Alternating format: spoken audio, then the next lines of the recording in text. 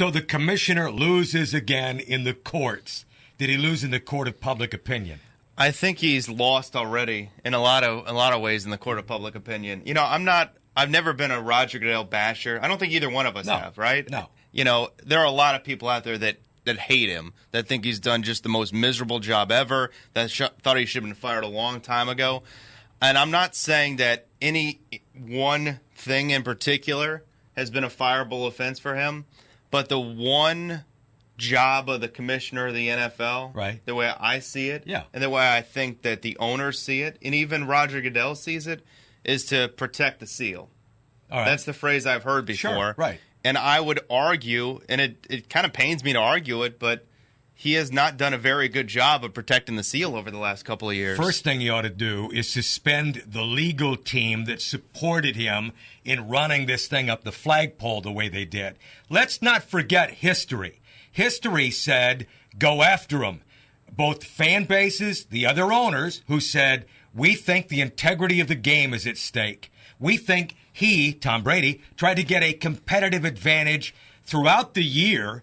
They just didn't do a very good job of presenting their case. One of the things I didn't agree with Judge Berman, and trust me, I have no legal background, this thing has as much, maybe more, is his statement of, well, it's kind of an arbitrary picking of 4 games that equals PEDs. I just don't think the legal team supporting the commissioner and this process did a very good job to his end. To your point, forget about this event alone. I think we add up the domestic violence problems that the league has had and gone through the last couple of years.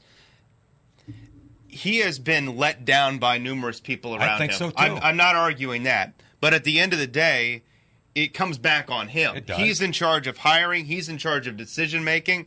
And you know what? The domestic violence thing is particularly difficult because it was a system that had been set in place for a long time. Long time. Nobody ever complained about it. One thing happens out of his control, a videotape gets out, and everything hits the fan. Mm-hmm. Now, you could very easily argue he needs to be proactive. He needs to go and fix the problem before it ever exists. And he could have done that. Remember, this was a commission that was gung-ho on punishing offenders. Right. And people that damaged the seal and the brand of the NFL and the teams that were within him. He didn't think that far ahead. And that is in itself a failure. And I don't disagree. A lot of people have let him down, but at the end of the day, he's let the league down, and that's if the owners pushed for it, well, I would be. There's the key. I'd have a tough time coming up with an argument to support him. There's the key. Has he lost support because he answers to the owners?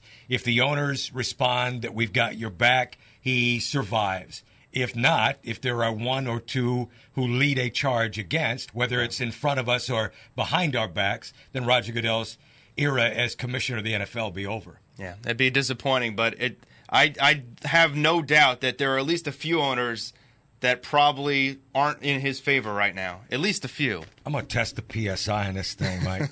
We are talking. I know how to let the air out. There's probably. I'm sure you do. Weekdays, don't do that. Don't do that. Weekdays 3 to 6, Sports Talk 1080, The Team Orlando.